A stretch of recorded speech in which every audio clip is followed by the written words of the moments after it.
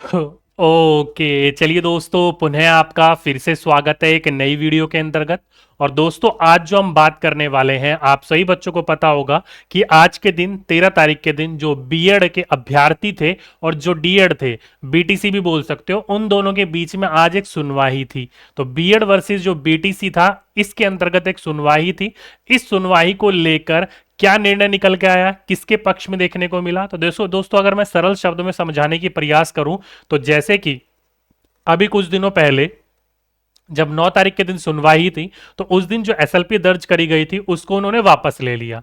और उसी अनुसार जो आज रिट फाइल करी गई थी बीएड अभ्यर्थियों के द्वारा, उसमें भी लगभग लगभग 2.5 मिनट तक इसकी सुनवाई चली थी। और जिसमें वो जो जज साहब थे बीएड एंड बीटीसी की जो सुनवाई सुन रहे थे, वो कहीं ना कहीं थोड़े से गुस्से में दिखाई दिए। जब उन्होंने कह दिया कि तुम लोगों को जब 9 तारीख को ये सारा का सारा निर्णय दे दिया गया था, जब तुमने केस पूरा का पूरा एसएलपी वापस ले लिया था, तो दोबारा नई रिट फाइल फ्रेश करने की क्या जरूरत थी।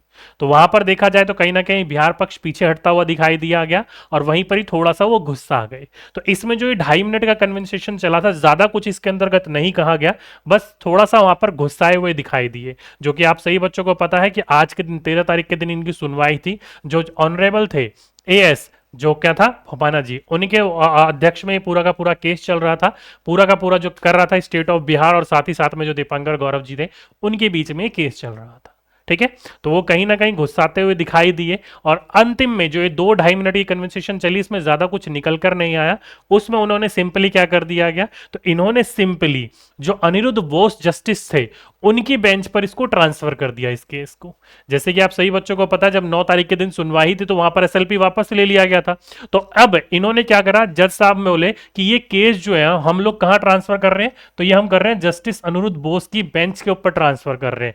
यहां से उन्होंने उस वहां पर ट्रांसफर कर दिया, वहां पर देखने को मिल गया। और वहां पर आप सभी बच्चों को पता है, अनिरुद्ध बोस जी ने पहले भी डीएड के अगेंस्ट ना देकर, उनके साथ देकर, मतलब एक तरीके से जो पक्ष रखा गया वो पूरा का पूरा उन्होंने सुनवाई पहले ही दे रखी है। तो जस्टिस अनिरुद्ध बोस के बेंच के ऊपर इसको दोबारा ट्रांसफर कर दिया गया है, और इस बेंच पर ट्रांसफर करने के बाद फाइनली इसी के ऊपर अब ये जस्टिस अनिरुद्ध बोस जी जो है वही अब इसकी सुनवाई करेंगे। और अगली डेट दे दी गई है। डेट क्या दी गई है, तो डेट अभी फाइनली कोई बताई नहीं गई है कि किस डेट को दी गई है, बस उनके बेंच पर इसको ट्रांसफर कर दिया गया है। ओके।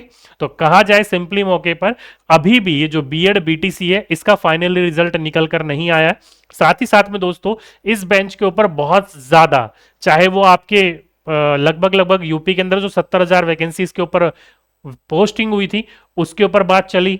साथ ही साथ में ये बीएड बीटीसी का जो केस चल रहा है, जो टीचर बन चुके हैं बीएड वाले, उन पर भी प्रश्न चिन्ह आ चुका है, उनके ऊपर भी बात चली। तो ये जो बात थी काफी लंबी निकल कर आई थी। लेकिन जो ये रिट फाइल करी गई थी, इसमें 2 से 2.5 मिनट की ही बात हुई, जिसमें से उनको थोड़ा बहुत ये जो गुस्से में दिखे, और उन्होंने ट्रांसफर केस कर दिया किस पर, जस्टिस अनिरुद्ध बोस के बेंच के ऊपर। ओके।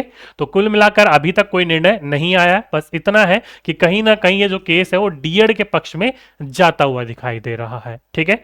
तो फाइनली रिजल्ट निकलकर यही आया है, इसके अलावा कोई रिजल्ट निकलकर सामने नहीं आया है, जो कि आप लोगों को पता चल भी गया होगा। नहीं पता चला तो यहां पर आप समझ जाइए इस चीज को। ठीक।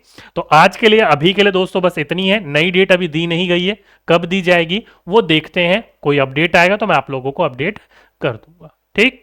तो आज के लिए, अभी के लिए दोस्तों बस इतना ही। आपसे फिर मुलाकात होगी एक नेक्स्ट वीडियो में। जब तक के लिए सभी बच्चों को धन्यवाद।